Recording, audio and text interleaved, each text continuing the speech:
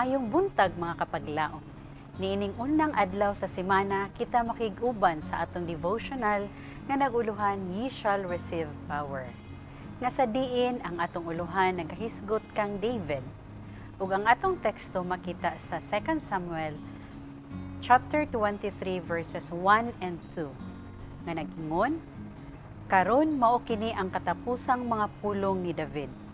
Si David ang anak na lalaki ni Isay miingon, ug ang tawo nga gituboy sa itaas miingon, ang dinihog sa Dios ni Jacob, ug ang matamis nga salmista sa Israel, ang espiritu ni Jehova namulong pinaagi kanako, ug ang iyang pulong diha sa ibabaw sa akong dila. Kinsa may makasulod sa resulta ni adtong mga tuiga sa kahago ug nagalatagaw taliwala sa mingaw nga mga bungtod.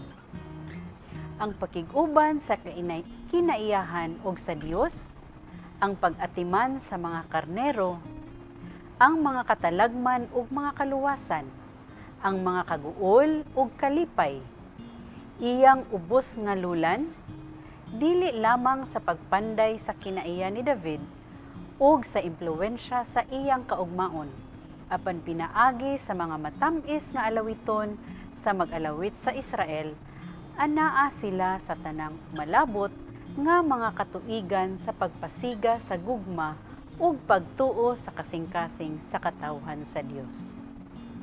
Pagdala kanila nga mas duol ngadto sa kanunay nga mahigugmaong kasing-kasing niya kang kansa tanan binuhat na buhi. Si David sa katahom ug kakusog sa iyang pagkabatan-on nangandam sa pagkuha sa taas nga posisyon uban sa labing halangdon sa yuta. Ang iyang talento ingon nga bililhon nga gasa sa Dios gigamit sa pagdayeg sa himaya sa Dios nung maghahatag. Ang iyang mga kahigayunan sa pagpamalandong ug debosyon nagsilbi sa pagpadagaya kaniya ni anang kaalam ug pagka-Diosnon nga naghimo kaniya nga hinigugma sa Dios ug sa mga manulunda. Samtang iyang gipalandong ang kahingpitan sa iyang magbubuhat, ang dayag nga kahibalo sa Dios naabli sa iyang kalag. Ang dili klaro nga mga tema gihayagan, kalisdanan gihimo nga sayon, ug ang mga kalibog gipahiuyon, ug ang matag bidlisiw sa kahayag nagtawag og bag-o nga mga pagpadayag sa pagbayaw, ug sa mas tamis nga mga awit sa debosyon, sa himaya sa Dios ug sa manluluwas.